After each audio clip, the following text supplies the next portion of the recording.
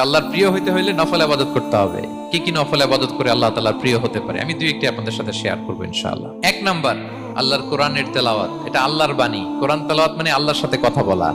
যখন আপনি কোরআন তেলাওয়াত করেন, কাইন্ড অফ আপনি আল্লাহর সাথে